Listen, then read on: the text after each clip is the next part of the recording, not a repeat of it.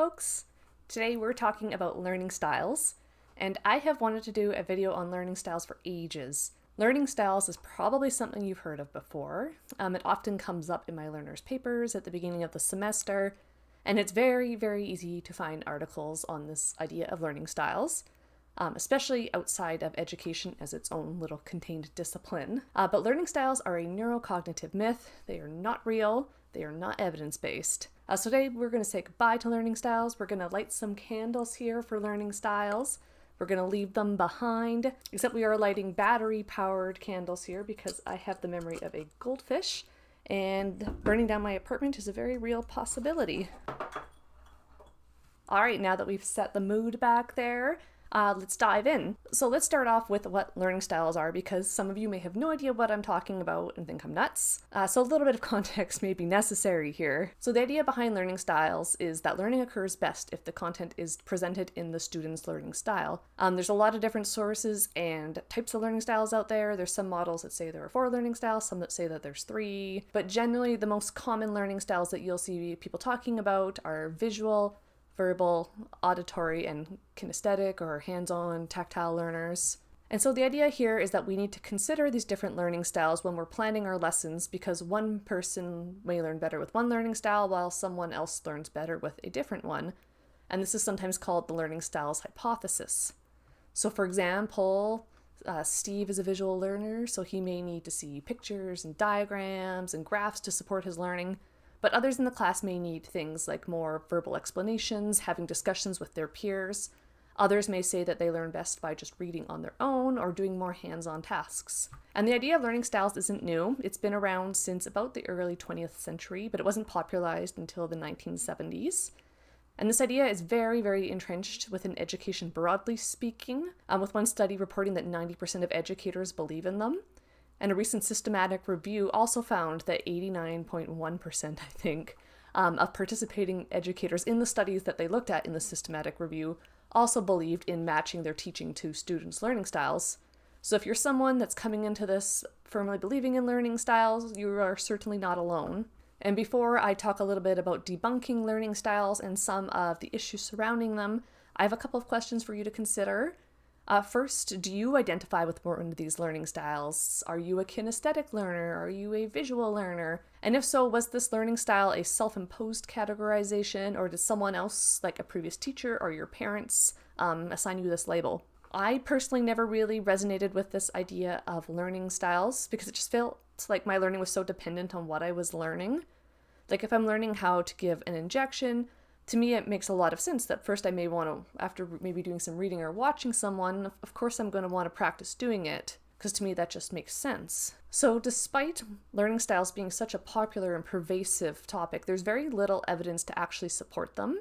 Several large-scale literature reviews have failed to find empirical evidence to support learning styles actually improving learning outcomes. And a recent systematic review from 2019 also found that many studies supporting learning styles have methodological red flags, if you will, such as small sample sizes and convenience sampling. And you may be sitting here thinking, okay, Rachel, I have read lots of recent articles supporting learning styles, and yeah, people still do studies on learning styles. It's such a pervasive idea, and when you think about it, it sounds really appealing. Just take people's learning style into account when you're planning your lessons, and then they'll learn better. And there's also a whole commercial industry that's set up around this idea, including tools that you can purchase to identify someone's learning style, as well as training that educators can take on how to bring this idea on learning styles into their teaching to improve their instruction. And this isn't to say that learners won't indicate that they have a preference for how they learn. Students reporting that they have a preferred learning style is all over the literature, on websites. I see it a lot in my own teaching. But the existence of this preference doesn't really say much about what we should do with this preference as educators, and nor does it mean that catering to that particular learning style is going to optimize that learner's learning. And so this whole notion of learning styles is really reliant on this underlying assumption that the learner knows what is best for their learning.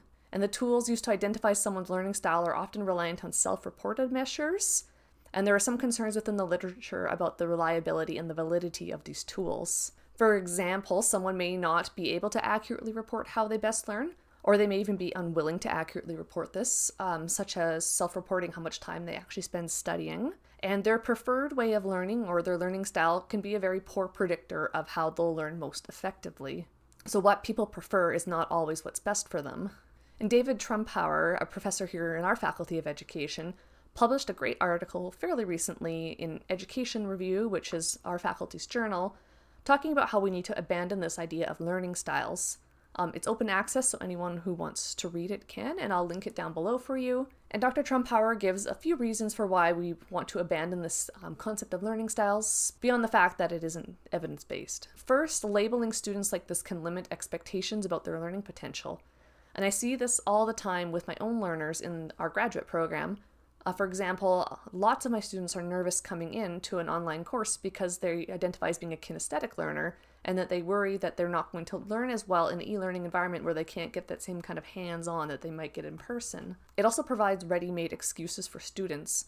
For example, saying that they don't get anything out of lectures because they're a kinesthetic learner. And learners and educators can also get really fixated on this idea of having an optimal learning style, and then as a result end up not having a rich educational experience. It also makes it very easy to blame the educator, the school, the education system for a poor outcome because supposedly their learning style wasn't catered to, when there may actually be a more personal reason, such as not knowing how to effectively study, even time management issues, lack of effort, even potentially lack of ability. I would also add here that they may also have a learning exceptionality, diagnosed or not diagnosed, that isn't being accommodated for.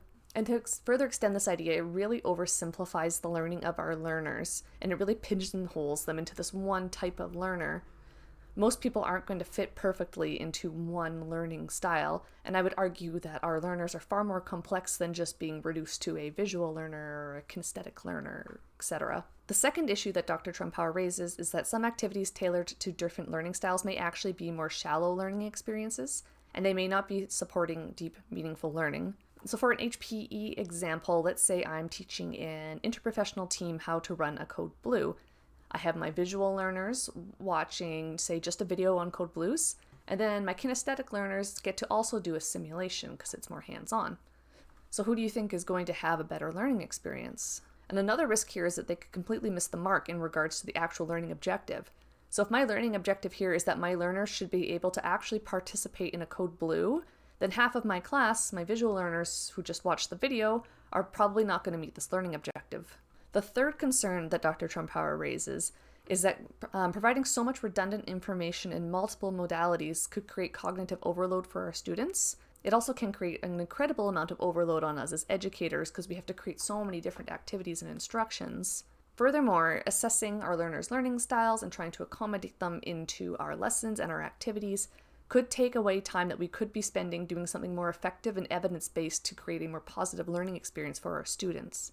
I find as an educator it's much more manageable just to try and be a little bit more flexible in my approach and my assignments rather than trying to cater to each of these supposed learning styles. And the fourth issue that Dr. Trumpauer raises is this non-critical adoption of learning styles, which lack solid evidence, sets a very poor example for our students.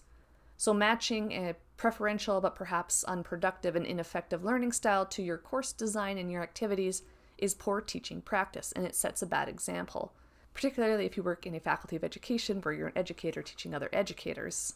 Now, despite learning styles really not having a lot of evidence to support them, there can be meaningful differences between our learners, and we should take this into consideration in our teaching. So if you are someone who has put an incredible amount of time and thought into considering learning styles in your teaching, I first want to commend you for the amount of thought and care that you're putting into trying to ensure your learners have an optimal learning experience. We need more educators like you that put this kind of effort and thought into their teaching. But I hope that you're also able to redirect this thought, energy, time, and care into refocusing on differences that matter, as Dr. Trumpauer calls them in his article. For example, differences in prior knowledge, interests, and motivation, and there's some really nice alignments here with principles of adult learning, differences in metacognition, or students' ability to recognize their learning successes, areas for improvement, and developing effective learning strategies to better support self-regulated learning. An example of this is supporting your learners in developing critical self-reflection skills. Differences in context and perspective. So here as educators, rather than focusing time on developing different activities for different learning styles, our time may be better served coming up with multiple examples that really take into consideration different contexts and perspectives. And then his final difference that matters is difference in to-be-learned content. So if you want your students to learn about writing, we should probably do an activity about writing. If you're talking about art history, show them pictures of art. If they're learning CPR, get them to practice CPR. To me, this is really about having that constructive or instructional alignment between your learning objectives, teaching strategies, and assessment methods, which is what we're talking about this week in the course I'm currently teaching.